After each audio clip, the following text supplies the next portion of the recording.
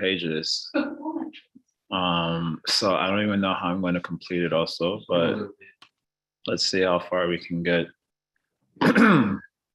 Om Ajnanatimirandasya Gyananjana Shalakaya Chakshurun Militam Yena Tasmai Shri Guruve Namaha Shri Chaitanya Manopishtam Stapitam Ina Bhutale Swayam Rupa Kadhamahyam Dadati Swapadantikam Hari Om Tat Sat. So this is the last verse of the chapter. Here's the verse. Ugra senam chapitaram yadubojan dakadipam swayam nigrihya bubuje shurasenan mahabalaha.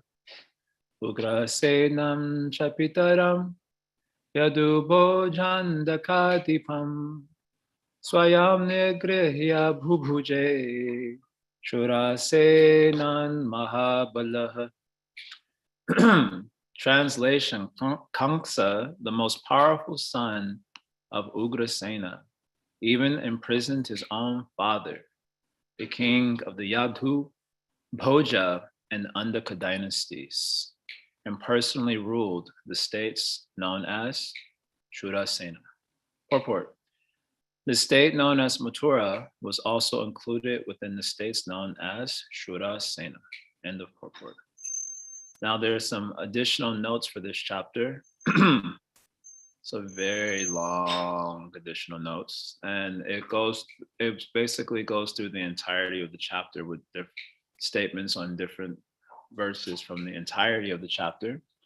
We'll try our best to identify some of those verses and then see what extra comments Prabhupada wants to make about those particular verses.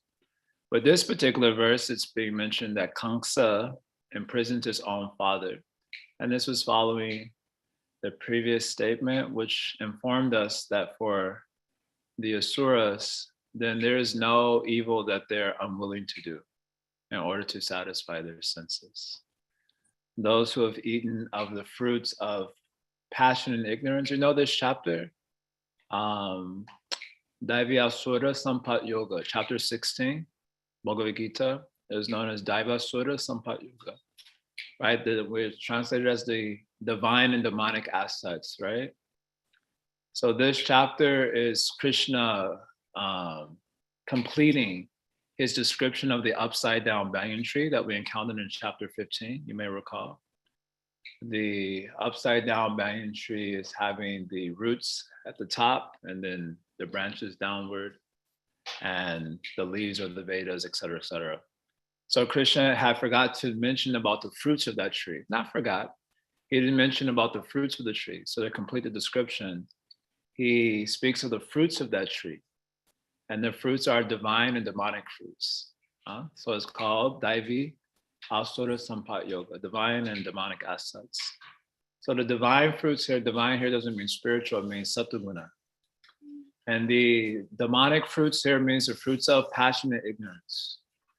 So when you eat of the fruits of passion and ignorance too much, because everyone has a little passion and ignorance in them, that is unavoidable in the material world. But if you eat too much of the fruits of passion and ignorance, then you develop mentality like Anksha. And there is no evil, no transgression you'll be unwilling to do in order to satisfy your senses. And so Anksha has eaten very much of that tree or of those fruits. And the result is he can even imprison his own father. He was willing to kill his own sister. Such is the nature of the demonic mentality. That is being mentioned here in this concluding verse of the chapter. And now Prabhupada has some additional notes. So let's see what's going on here. I'll begin the reading. Just because it's so long, I think as questions come up, they should just be asked immediately. And I don't know if I'll be able to complete the whole reading. It took me nearly 45 minutes just to read it on my own. Okay, so here we go. Regarding transmigration of the soul, Srila Madhvacharya gives the following notes. When one is awake, whatever one sees or hears is impressed upon the mind, which later works in dreams to show one different experiences. Although in dreams, one appears to accept a different body. For example, when one is awake, one does business and talks with customers. And similarly, in dreams, one meets various customers, talks about business, and gives quotations. Madhvacharya says, therefore, that dreams take place according to what one sees, hears, and remembers. When one reawakens, of course, one forgets the body of the dream. This forgetfulness is called apasmriti. Thus, we are changing bodies because we are sometimes dreaming, sometimes awake, and sometimes forgetful. Forgetfulness of our previously created body is called death, and our work in the present body is called life. After death, one cannot remember the activities of one's previous body, whether imaginary or factual. The agitated mind is compared to agitated water, reflecting the sun and the moon. Actually, the sun and the moon reflected on the water do not exist there. Nonetheless, they are reflected according to the movements of the water. So in this analogy, the sun, moon is the soul, and the water is the subtle body. So the reflection of the sun or moon is there in the subtle body. So the idea here is that the sun and moon is apart from the water. So the soul is apart from matter. But the consciousness of the soul is absorbed in matter. That is the reflection in the water surface. And so whatever happens in the reflection, the soul appropriates those actions to itself. And this is called conditioned life. In other words, he thinks that it is happening to him or her, you can say. The soul is Jiva Shakti. So she appropriates the activities of the mental condition to herself. And in this way, that condition is known as Maya or bewilderment. Anartha, takritam chapi padite. It's also called as anartha. We know this word anartha. We say smoking cigarettes, and Prabhupada says now that the devotees have joined the Hare Krishna movement, they've given up eating meat, smoking cigarettes like this. So those are anarthas, unwanted. But the foundational anartha is the soul. She appropriates the actions of the mind to herself, the chittavrittis. I feel like this and so on, the actions of ego and buddhi and so on. So whatever, when the water moves, when you're looking at the reflection of the sun on the water, the sun also appears to move according to the movements of the water. But actually the sun is apart from the water. So the soul is apart from matter, but absorbed in the motions of the subtle body. And because of that, it's taking one body after the next, after the next, after the next, such as our plight in the material world. Hard to give it up also because it really feels like ourselves, right? If I call you a bad name, you feel hurt. Why are you feeling hurt? I'm actually not talking about you because you are different from that body, but you feel hurt and you feel that you have been transgressed against. So just like if you tell someone their car is ugly, they feel very hurt. Why they're feeling hurt? They're different from the car. What difference does it make? Well, they feel hurt because their identity is so entrenched with the car. So such is our condition at the present moment. Okay, so similarly, when our minds are agitated, we wander in different material atmospheres and receive different types of bodies, right? This is described in Bhagavad Gita as guna sangha. Karanam guna sangasya. Madhvacharya says guna nubhadas. And Sri Chaitanya Mahaprabhu says brahmanda brahmite kona bhagyavan jiva. The living entity rotates up and down throughout the universe, sometimes in the upper planetary systems, sometimes in the middle and lower planetary systems, sometimes as a man, sometimes a god, a dog, a tree, and so on. This is all due to the agitation of the mind. The mind must therefore be steadily fixed. As it is said, Savaimana Krishna, Padaravindayo. One should fix one's mind at the lotus feet of Krishna, and then one will become free from agitation. This is the instruction of the Garuda Purana. And in the Naradiya Purana, the same process is described. As stated in the Bhagavad Gita, Yanti Devavrata Devan. The agitated mind goes to different planetary systems because it is attached to different kinds of demigods. But one does not go to the abode of the Supreme Personality of Godhead by worshiping the demigods, for this is not supported by any Vedic literature. Man is the architect of his own future. In this human life, one has a facility with which to understand one's real situation, and one can decide whether to wander around the universe forever or return home, back to Godhead. This is also confirmed in Bhagavad Gita, Aprapyamam nivartante mrityu samsara vartmani. That's from 9.3 Bhagavad Gita.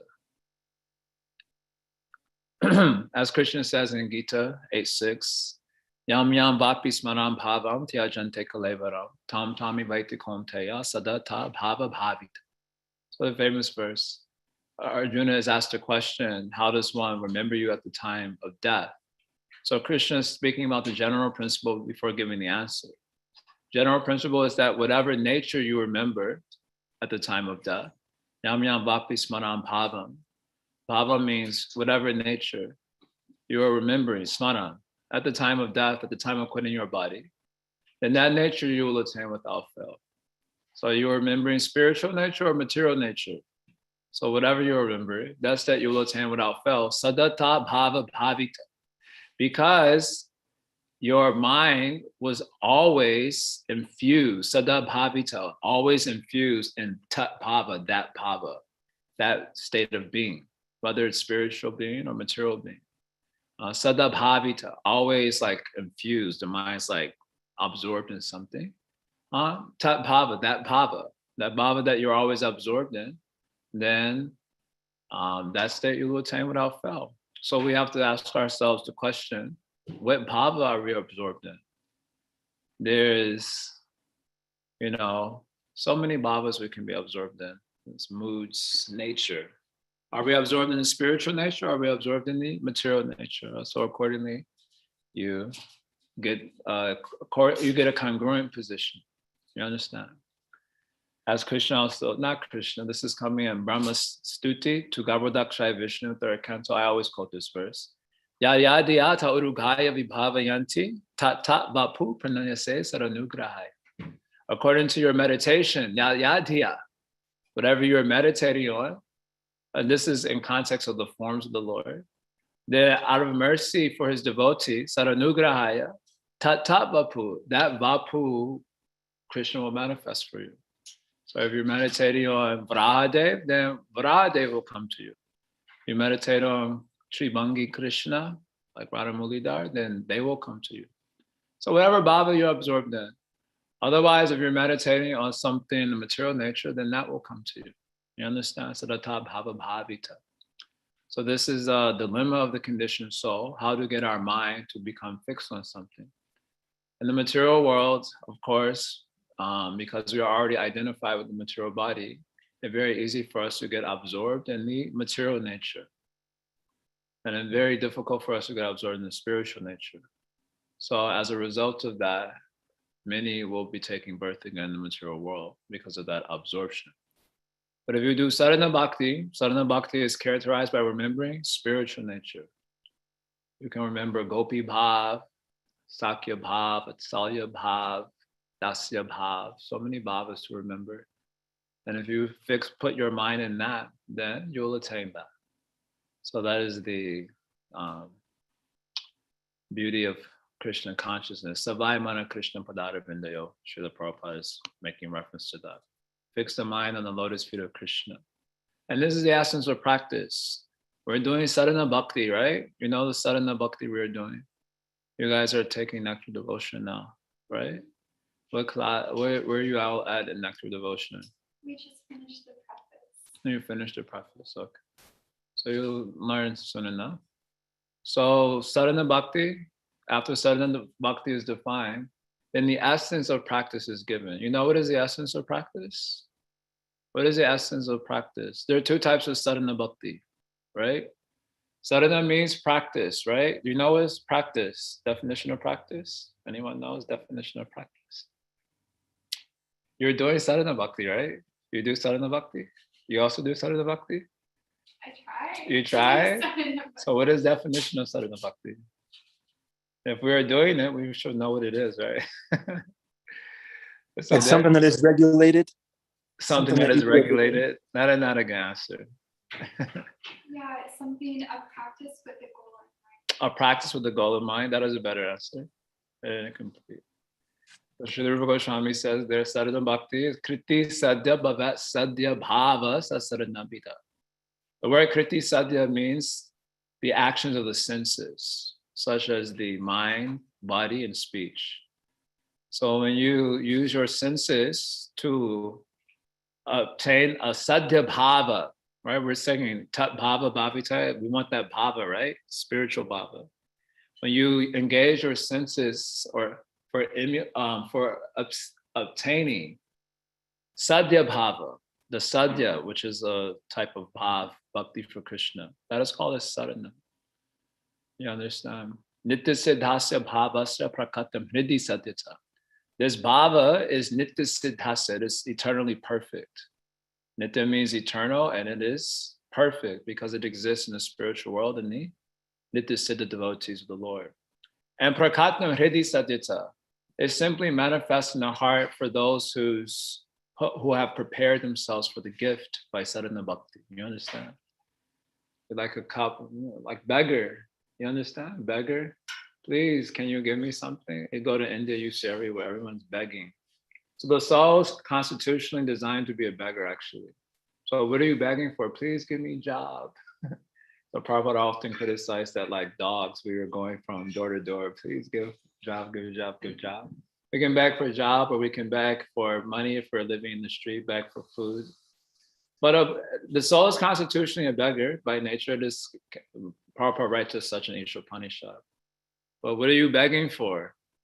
You're also begging. We're always begging for something. Whether we're actively begging with our voice or our heart, we're begging, huh?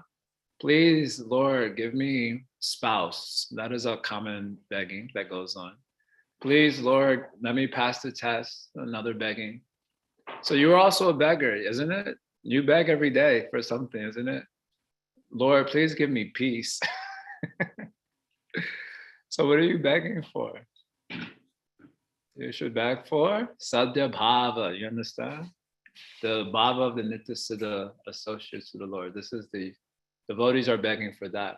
So when you're performing your with your senses, the actions of bhakti, begging for the gift. What is the gift? Nitya siddhasya bhavasya prakratnam hridi. So the gift is nitya siddhasya bhava, which will manifest in the heart for those who have prepared themselves for sadhana. So there's a definition of sadhana bhakti, okay? There are two types of sadhana bhakti, Vairi sadhana and Raganuga sadhana, right? These are the two types. But in both types, the essential element of it is remembrance. So when speaking about the essence of Vairi bhakti, practice, sadhana bhakti, Srila Rupa Goswami quotes this verse, Smartavya Satatam Vishnu, Vismartavyo Najatuchit, Sarva Vidi Nishedasur Etayareva Kinkara. You know this verse? Because Vairi bhakti means that bhakti that is exclusively inspired by the injunctions of Shastra. You understand? Yatra raga anavaptatva pavitra upajayate. There are no raga in it. It is just the desire for following Shastra Vidi. This is called Vairi bhakti. So the essence of following, if that is the essence of following Vairi bhakti, it is inspired by Shastra Vidi. So how do you apply the vidis of Shastra? There's so many vidis in Shastra, isn't it? Actually confusing. Too many rules, isn't it? How do you apply? It's like when I first read Nectar Devotion and I get to the 64 angas, I was like, this is too much. And then they get to the Seva apparats. Oh my God, it gets even more. Further to 64, but then within that section, it's got 64 and then another 6. I'm like, what's going on? It's too much. I'm just a poor little jiva. How can I even remember all these things? What to speak of the Vedas? So many vidis are there, isn't there? So many. So how you will follow all these vidis nicely. So there it says, Smartavya Satatam Vishnu, Vismartavya Najatuchit. Always remember Krishna and never forget them. Sarva Vidhi Nisheda. All Vidhis and Nishedas. Vidhi means what you're supposed to follow. Nisheda means what you're supposed to avoid. So they are all servants of this principle. Always remember Krishna, never forget Krishna. That's how you apply vidhis. You understand? If this vidhi helps you to remember Krishna, it is accepted. If it doesn't help to remember Krishna, it is rejected. That is how you apply. That is Vaidhi sadhana. And the essence of the practice of Raganuga sadhana is the same. Krishna smaram janam chasha preshtam nija samihitam. It is characterized primarily by Krishna smarana, remembering Krishna. Krishna means Krishna in Vrindavan, specifically in the context of Raganuga Bhakti. You remember Krishna who is dear to you. And you also remember Janam Chasha, his dear ones, like the gopis or the gopas. You remember them also. But which one of them you should remember? Nija Samitam, those that especially have the bhava that you want. You go like, oh, I like that Gopi Bhav, is so sweet. I want that. Or you like that Gopa Bhav, that is so nice. I want that. So you especially remember those devotees with Krishna, those stories, because it'll help nourish that attraction more and more. So the essence of both is smarna. Whether you do Vaidhi sadhana or you do Raganuga sadhana, smarna. And Krishna said, yam yam bhapi smaram bhavam, whatever bhavam you remember. In that state, you will attain without fail. Sadata bhava bhavita, because you are always absorbed in that bhava. You understand? So this is how, otherwise, aprapya mamne vartante mritu samsara vartmani. Prabhupada's writing this, it is from 9.3 Gita. Otherwise, how you will not attain Krishna, aprapya mam, you will not attain me. Rather, you'll attain repeated birth and death. So whatever you absorb them. The choice is up to us. Of course, before hearing Shastra, the choice was not up to you. Because there's only one bhava you can remember, the bhava that is around you only, right? But then Vyasadeva, out of his kindness, Maya Mukta, Jiveta, Nahi Swata Krishnangam, because the jivas are bewildered by Maya. We already mentioned that. We have a narta. Our narta is we appropriate the material actions of the mind to ourselves. So we're bewildered on a daily, isn't it? Maya Mugdha, as soon as we wake up, Maya Mugdha begins. Isn't that like gradually we become bewildered throughout the day? As soon as the eyes open, Maya Mugdha. Even before the eyes open, Maya Mugdha. Yeah, Maya Mugdha already perpetually. And in the dream too. I had wide dreams. Also, yes, that's also said, Emily. So because we are Maya Mugdha, Jiveta, Nahi Swata Krishna Gam, we cannot get knowledge of Krishna on our own, not possible. So, I'm sorry to interrupt. Could you define the word bhava for those who are not familiar? Like for a 6-year-old, can you explain bhava for a 6-year-old? Yeah, sure.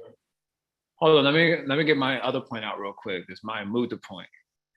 So we are Maya Mukta, we cannot get knowledge of Krishna by ourselves. So Vyasadeva, out of kindness for the jiva, Jiveta Kripai, he is given the Veda Purana. He's given the Shastra. And what is the purpose of Shastra? To give people, and this is I'm speaking from Prabhupada's introduction, Gita. It's toward the end, he's writing like this. He quotes this verse also, Maya Mukta. To give us the opportunity to transfer our absorption from the material bhava to the spiritual bhava. You understand? So the word bhava means nature. In one way it's translated as like that. Or if you do it with a long A, bhavam, it refers to the love or this also has a very precise definition. Anyway, I'm going to save you too much technicalities right now. But this word bhavam refers to the spiritual energy of the Lord, also called as bhakti, composed of the spiritual energy, tadini shakti, samvit shakti. So when that bhava enters into you can say the quantum, the mental quantum, it becomes one with it. This is called tadatmya. Just like if you stick an iron rod into fire, and then the fire becomes one with the iron rod, right? You've heard this example plenty of times. This is called tadatmya sambandha. It is still two things. It is two things, right? Iron rod and fire, they're two things, but they become like one. So much so if I touch you with that iron rod, you will get burned. It will hurt. You will not be my friend anymore.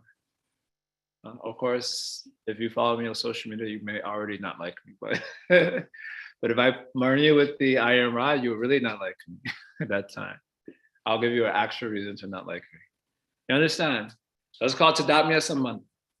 So this bhava, it enters inside the mental quantum and becomes one with the mind like this. So called Sadatmya Samvara.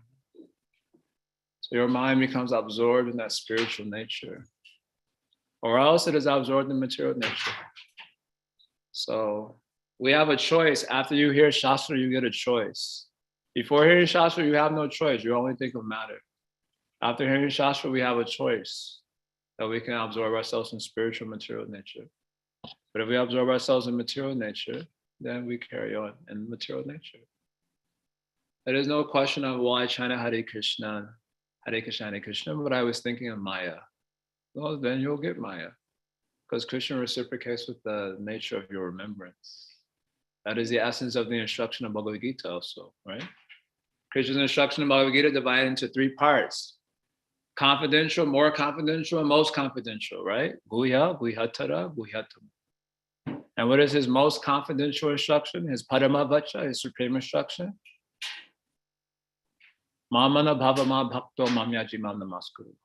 Always, think of me. That is his supreme instruction. So we chant Hari Nam, that is okay. That is very good. But thinking of what? If you chant Hari Nam thinking of Maya, then you get Maya. If you chant Hari Nam thinking of Krishna, you get Krishna. Like that. So here, all this mention here, though. I don't know why this transmigration topic is coming out. It may have something related to the first verse. Okay, I'm going to read this next little paragraph, and it's the same. There is no such thing as chance. When a tree is burning in a forest fire, and although the nearest tree is spared, when a tree is burning in a forest fire, and although the nearest tree is spared, a distant tree catches fire. This may appear to be chance. Similarly, one may seem to get different types of bodies by chance, but actually one receives these bodies because of the mind. The mind flickers between accepting and rejecting, and according to the acceptance and rejection of the mind, we receive different types of bodies, although we superficially seem to obtain these bodies by chance. Even if we accept the theory of chance, the immediate cause for the change of body is the agitation of the mind. So this mind is a big problem for the conditioned souls, as we know very well. Okay, so we answered that question. Okay, this is clear. Anyone wants to say anything? Now Prabhupada is going to another point based on, I think, verse 1 or 2 of this chapter. Okay, everyone is okay. Notes on Anksha. So the word Anksha means a part, right? It means like a part. So Krishna is called the Amshi. He's like the whole, and then the Amsha is like the part, right? But in, I think this is it might be verse 3, or let me pull it up. It might be verse 3 of this chapter. It appears to present Krishna as the Amsha of Vishnu. And that is a common thought in India as well. That Vishnu is the Amshi and Krishna is the Anksha, right? There's the most common thought. And one, Gaudiya Vaishnavas, we've been controversial since the beginning. We've been fighting with everybody since the outset. So Prabhupada's movement fighting is not new. Since the beginning, the Goswami fighting been going on. And one of the main fights, or you say main disturbances people have with Gaudiya Vaishnavas since the manifestation of Gaudiya Vaishnavism in this world is that we say Krishna is the Amshi, and all the other avatars are the Amshas of Krishna. So they really don't like that. Especially Sri Vaishnavas, they really get upset on that one. I know, because I have a few Sri Vaishnava friends, they get upset. How you can say like this? Why are you making distinction like that? So that's because we say, in Bhagavatam itself, it is saying, Etek Anksha Kala Pungsam Krishna tu Bhagavan Swayam. So long list of avatars were given in chapter 3, first canto, long list was given. And Krishna was included within the list. So Shuddha Goswami got concerned. They're going to think Krishna is like the other ones. So he wanted to clarify. So he says, Ete, all these avatars I just talked about, Ete, they are either Anksha or Kala of the Purusha. Ete Chanksha Kala Pungsam. Pungsam means the Purusha avatar. Because we heard in the first verse of the chapter that the Bhagavan expanded the Purusha, and then Purusha became the seed from which all the avatars are coming. So he says all these avatars, they are the Anksha, so that means a part, or the Kala. So the Kala means a part of a part. right? So you have the Anksha as a whole, then you have the Amsha as a part, and then you have a Kala as a part of the part. So all these avatars, they're either Amshas or Kalas of the Purusha. So someone may think that is true of Krishna also. So he clarifies, too, but I always like to comment about this but. Whenever you say but, whatever you said before the but is like canceled. That was some nice preparation, but then whatever that nice, you just said nice preparation just got canceled. Oh yes, you look nice, but, and then what do you mean but? So but means whatever comes after the but is your real point. So all these avatars, they were the Amshas or Kala of the Purusha, but, tu means but, Krishna is Bhagavan himself. Krishna is tu Bhagavan Swayam. So he is Bhagavan himself. And the Bhagavan-ness of the other avatars are coming from him. That's basically the point that he's made. So this is a very controversial statement somehow. Even though all devotees accept Srimad Bhagavatam, maybe not as their highest pramana, but they accept. And this is clearly stated in Srimad Bhagavatam. So when you hear about the glories of the other avatars in the Bhagavatam, their glories due foundationally to the glory of Krishna, from whom they derive their own glory in that sense also. So because in this first chapter, it appears to say that Krishna is a Anksha of Vishnu, that has to be reconciled with this statement, Krishna is tu Bhagavan Swayam, right? Those two have to be reconciled with each other, otherwise a contradiction is there. So now Prabhupada is making a note about this. So he says here, note on Anksha.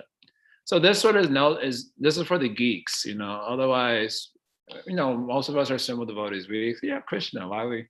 But if you're like geeky, you like all these little details and theology, then this is for the geeks. Otherwise, this would just like, why is this even important to bring out? Okay, for the geeks. Of course, they also, our acharyas have done this to put us on firm ground. So when people try to challenge us, then we can just point them to this section. Say, hey, I'm just simple devotee, but go and read this section.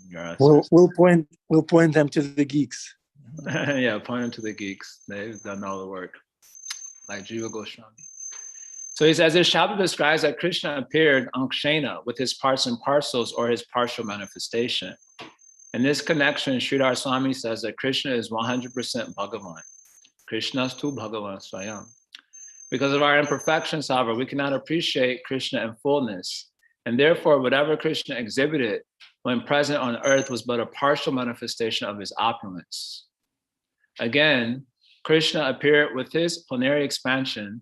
Baladev, Krishna, however, is full. There is no question of his appearing partially.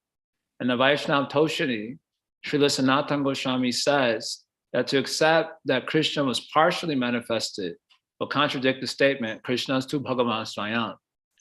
Srila Jiva Goswami says that the word Ankshena means that Krishna appeared with all his plenary expansions.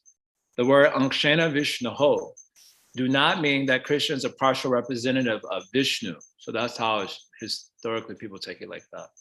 So that's why this note is coming up. Rather, Krishna appeared in fullness and he manifests himself partially in the Vaikuntha Lokas. In other words, Lord Vishnu is a partial representation of Krishna.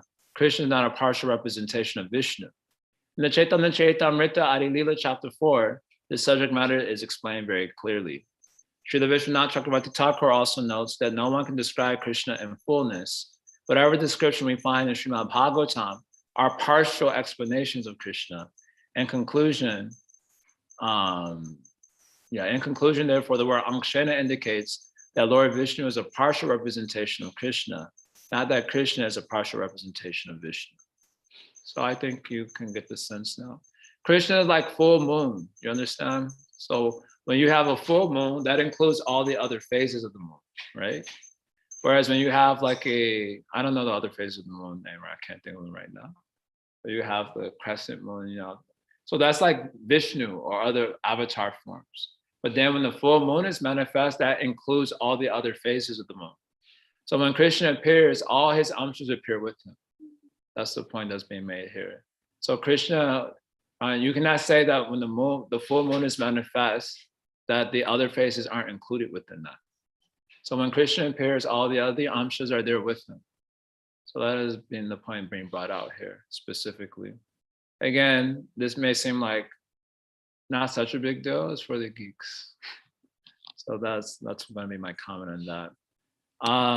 Let's see here. Something coming on the chat. Someone is sharing a link here. Jiva Goswami explains Krishna to Bhagavan Swayam. Yes. Yeah, you can study, for those who want to study this in detail, you can study Sri Krishna Sandarbha of Jiva Goswami, Anuche 28 specifically. That's where he gets into all of this and after. Okay, now Prabhupada moves on to verse number, the second part of verse number 3. Krishna appeared with the Yadu dynasty, and the Yadu dynasty was called as Dharma Shilasya. So their Shila, their behavior character was fixed in Dharma. So what is this Dharma Shilasya? So Prabhupada makes a comment here about that. Srila Sanatana Goswami, Vaishnava Toshani, has explained the word Dharma Shilasya. The exact meaning of Dharma Shila is an unadulterated devotee. Real Dharma consists of full surrender to Krishna. Sarva Dharmam Parityagya Mamekam Sharanam Vraja. One who is fully surrendered to Krishna is actually religious. One such religious person was Maharaj Parikshit. Anyone who accepts the principle of surrender to the lotus feet of the Lord, giving up all other systems of religion, is actually Dharma Shila, perfectly religious. So here, Dharma Shila is taken as Uttam Bhakti. And anything less than that is considered as cheating for the Bhagavatam. You understand? Dharma projita kaitavatra paramo nirmasaranam satam. In the very outset of Srimad Bhagavatam, it says, Atra Nishrimad Bhagavatam. The Parama Dharma will be described. So Parama Dharma means Uttam Bhakti. You know definition of Uttam Bhakti? That is coming up also. You guys are showing the preface. Anyabilashita Shunyam, Gyanan Karmadya Navritam, Anukunyena, Krishna Nushilanam Bhakta Uttama, right? This is called Uttam Bhakti, or it's consisting of the favorable actions and moods directed at Krishna favorably. It is devoid of other desires, which means it has only one desire for bhakti. And it is not covered by karma and jnana, etc. Karma, right? This is the definition. So this Parama Dharma has been described in Srimad Bhagavatam. And all the dharmas, Kaitava Dharma has been kicked out. So the word Kaitava means deception or cheating. Kaitava Dharma has been kicked out. Projita, kicked out forcibly. Kicked out forcibly means we're going to criticize these things thoroughly. Yes, we will. Yes, we will. You know, I know people are always, they're like, don't criticize, it's negative. It's unavoidable. The very fact that you're asking me not to criticize is a critique. Well, you're criticizing me for criticizing. So that means it's unavoidable. So let's criticize like Shastra criticizes. Not that you got to go out of your way to criticize people. I'm not saying that. It means that you have to make discernment like Shastra is making discernment. So Krishna he calls people fools, rascals, demons. Krishna. Namanduskriti namudha manushantana mashrita mayaya prahita jnana asuram bhavamasrita. Fool, lowest of mankind, your knowledge stolen by Maya, demon. So we are Krishna Bhakta, we will make discernment like that also. At least inside. You know, I go to someone and say, you are the Sura. That is ridiculous. But inside you may say, he is Nasura. That I, associate with discernment, Don't associate means embracing the ideas of someone else. So you gotta be careful about that. So we critique, so Bhagavatam is saying we will forcibly kick out the cheating religion, deception. Well, what do you consider to be deception? Anything that is not Uttam Bhakti is deception. That is Bhagavatam standard. That's very heavy. So clarified by Kaviraj Goswami, he says cheating begins with Dharma, Artha, Kama, Moksha. So this is generally, they call this Purushartha. The purposes of human beings are 4. Dharma, Artha, Kama, and Moksha, right? People want to follow proper principles so they can get nice facilities, so they can enjoy, isn't it? Yeah, all of us actually. That's why all these YouTube videos, how to live, be the best version of yourself in 5 easy steps. And everyone watching that, even the devotees, yeah, you get interested. That's Dharma. Dharma, and then in a very broad sense. They realized that just doing unrestricted sense gratification is a little problematic. So now they're trying to figure out the principles by which they can enjoy nicely. That was called Dharma, right? And we read all these other books from this guy and the other one. So who's that? Stephen Covey. He read a famous book. What was that? 7 Habits? 7 Habits of Highly Successful People. So you go in the ashram, all the bhaktas are also reading. So this is Kaitava Dharma also. And then Dharma, Artha, Kama. So this is for the materialists, they do these 3. They try to do it in a cycle, Dharma, Artha, Kama. And then moksha, when you get a little realization that material life is actually not working at all, no matter what you do, then you get inspired for moksha. So these 4 are called as Kaitava Dharma. So Bhagavatam will criticize all of these pretty strongly. So Dharma Shilasya means you embrace Uttam Bhakti. So the Yadu dynasty, when they appeared, they were all Dharma Shilasya. That means pure devotee. That's how Prabhupada is referencing Sanatana Goswami. He says this is what the meaning here of Dharma Shilasya. We are also encouraged to become Dharma Shila, fixed in the Dharma. Right? So what Dharma? Dharma of Uttam Bhakti, that Dharma. Otherwise, other dharmas, provided they may help your empirical existence, right? So you are psychologically stable, which is very appreciable, honestly, I have to say. Walking around New York, saying they psychologically unstable, makes me wish people will follow a little bit more cheating dharma. Like, can you follow some more cheating dharma and get your psyche together, right? So that is appreciable on the empirical level to whatever degree. So devotees, we don't have to go out of our way, so to speak, in criticizing. And maybe we may feel also that some devotees or our community would do well to, get a little bit fixed in some of these practical principles. We feel like that sometimes, living with devotees, they seem whatever to us, and we feel like that. But real dharma means pure bhakti. We should embrace that dharma. That is a saying. That is me. You're going to agree or not agree. We'll all have our mental speculations about it according to our adhikar, because we all have different qualification for embracing pure bhakti. Some of us have uttamadhikar, some of us have madhyamadhikar, some of us have kanisha adhikar, right? Uttamadhikar means you are expert in shastra and yukti. Shastra yukti chanipuna, sarvata drita nishchaya, prodashada, you have deep faith also. Madhyamadhikar means you have less Yashastra, Yasha Anipuna. Anipuna, you are not expert in Shastra. So you have less knowledge in the Uttamadhikar. But you are Shraddhavan.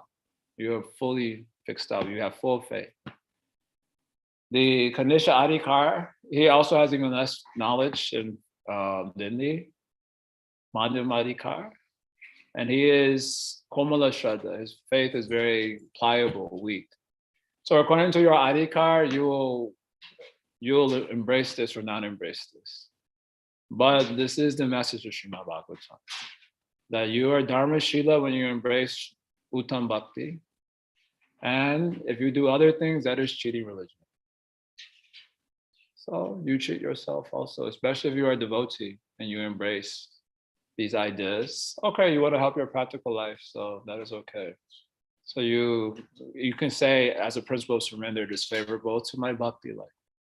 So if you're doing it in that spirit, you might get a pass. But if you get really into it and then start doing seminars, start teaching it everywhere and so on, then you might be, tottering a little bit. You gotta be careful. That is Dharma Shila, and Prabhupada moves on to verse 4. This verse 4 has long purport. Someone wants to say something, make a comment about this. Yeah, there's a lot of Haripu.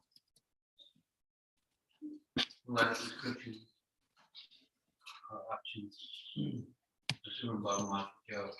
We can't hear, Adi. We cannot hear. Okay, cool. Tell me.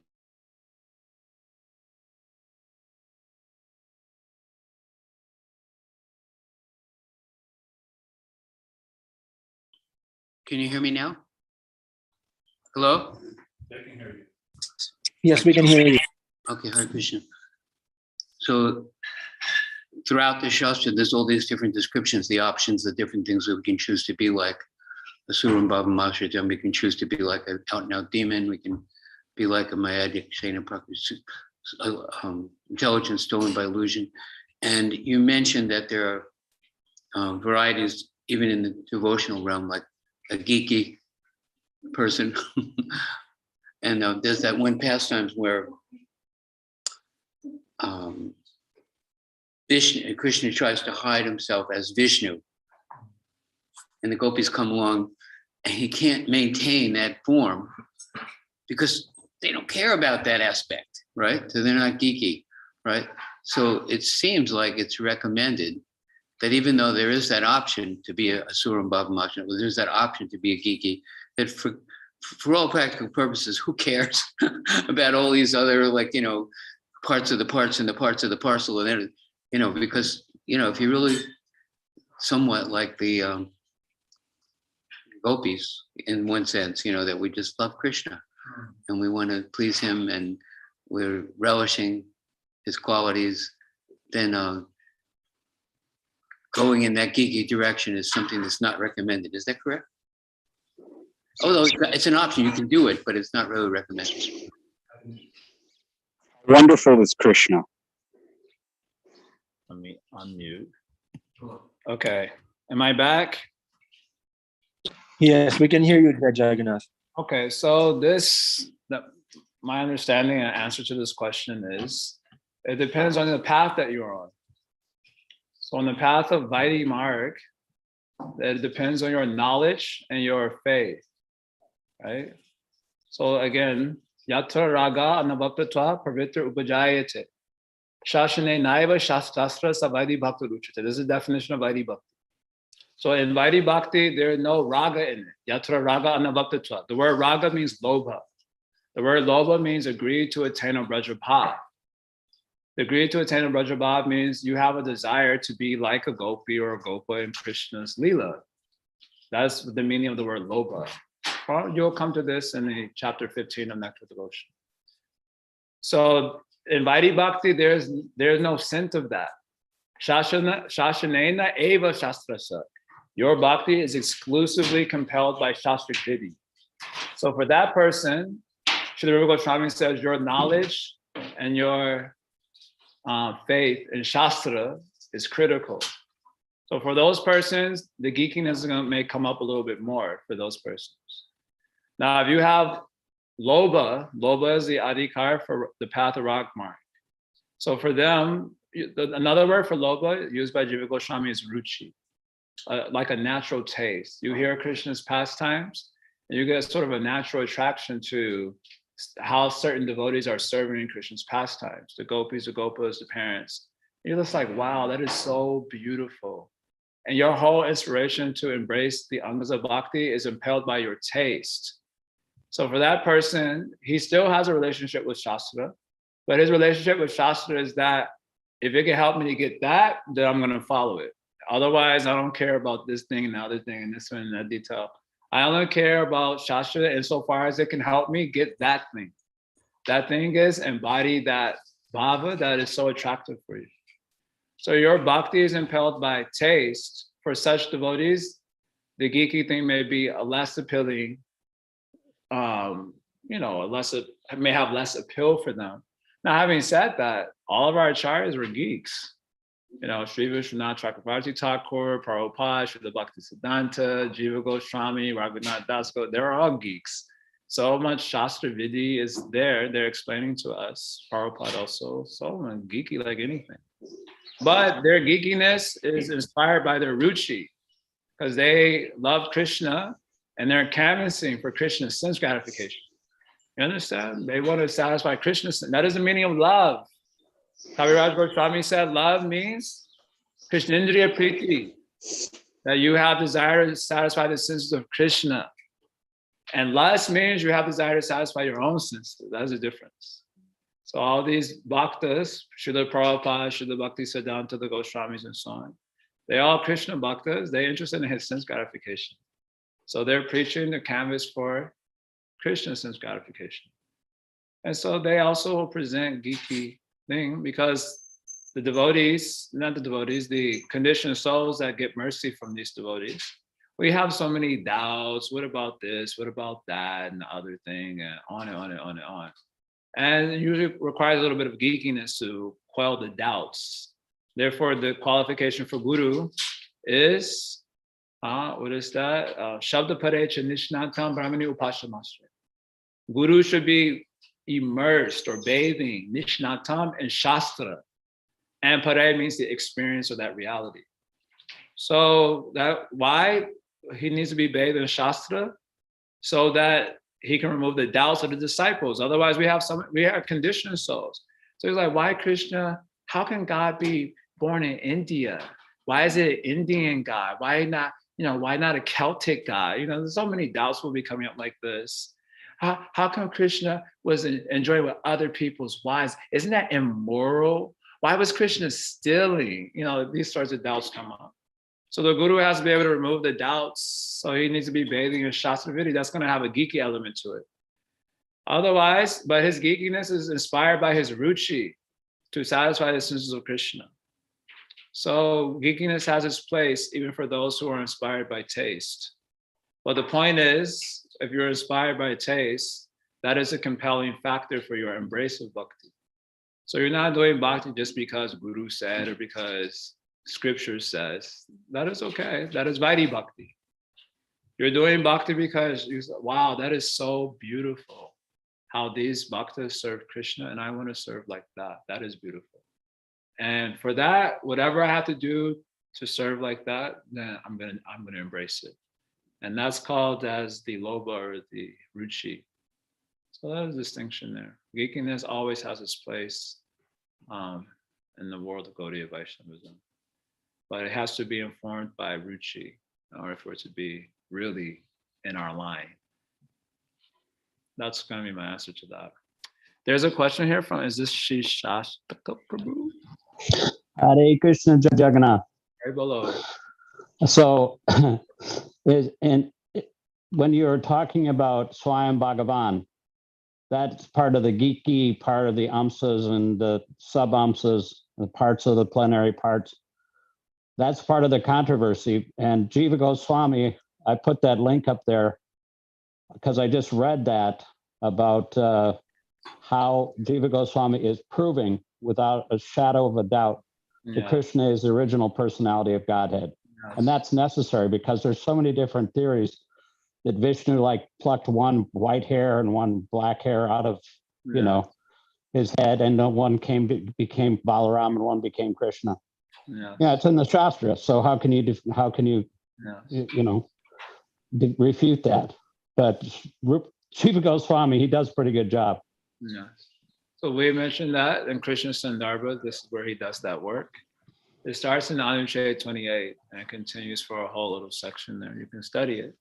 So yeah, you'll get doubt. Now in America, we will not get so much doubt because we didn't know anything about anyone. We didn't know no Varad Day, Brahman Day, this, that, no, what? Huh? So the Guru comes and says Krishna only. We're like, yeah, Krishna only. When we hear about the second offense, to consider other deities to be equal to Krishna, we're like, who would do that? Because in the West, we don't have any other option. We've only been presented Krishna. But in India, you get in touch with everything over there. All sorts of funny ideas come up. And you are a simple person or an ignorant person in the beginning. So you hear all these other theories. You're like, oh yeah, that might be it. Oh yeah, that could be it. Oh yeah, that might. And you become confused. I call it as information polychromes. Now, what is a polychrome? Polychrome is when you stare at the sun and then you look away, all the little dots come in your eyes and they blind you. Although it is light, it is blinding, right? Although it is light, it's blinding. It creates a darkness.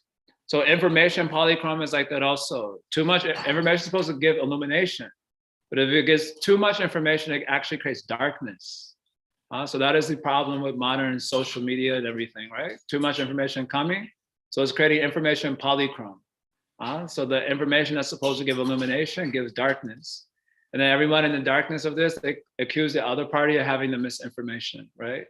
So they say you have misinformation, you say they have misinformation, and this way the fighting is going on. And it's very entertaining. And you make nice memes about it also, at least I do, or I share them.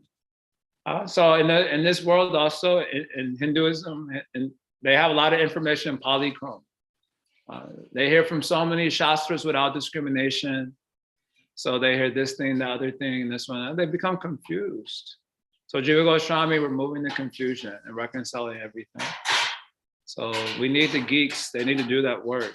Otherwise we become the simple, ignorant fellows. We are conditioned souls, we become confused.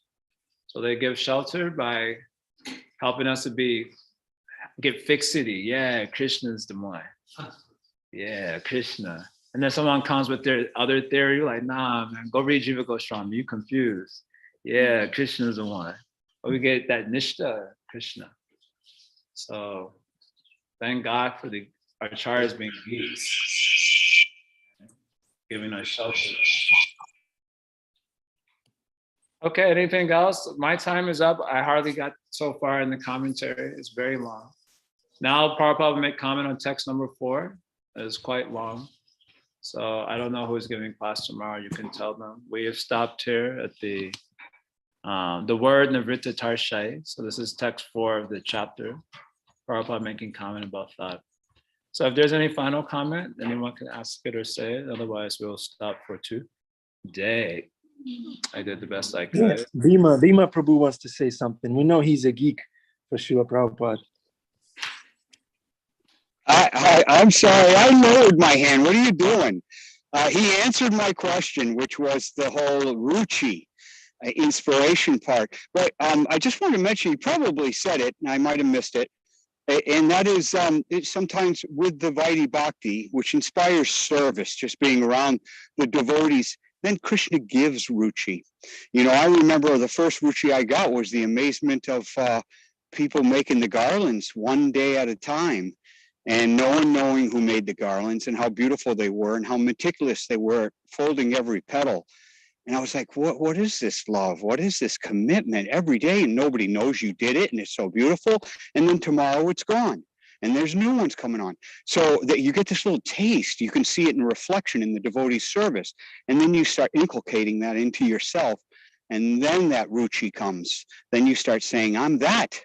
I've got a little taste here. And then that, of course, inspires you to become more geeky, which means you want to take a dive into Jiva Goswami's books, or Vishwanath Chakravarti Thakur, who wrote so eloquently of the eros, of the Madhura Ras. I mean, you can't write like that unless you're, even though he did it he did it like a geek, so to speak. It was poetic, it was beautiful. Jagannath, you must very much bathe yourself, because you know the Sanskrit, in the poetics and the rhythms and the miraculous. Yes. I'm getting tagged here to stop because the darshan's about to open. Okay, Hare Krishna. Hare Krishna. Thank you all very much for the Prabhupada. Jai Jagannath. Hare Krishna.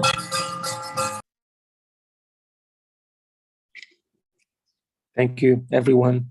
See you tomorrow. Tomorrow is Murli Gopal. He's a geek. He's going to give a good class tomorrow.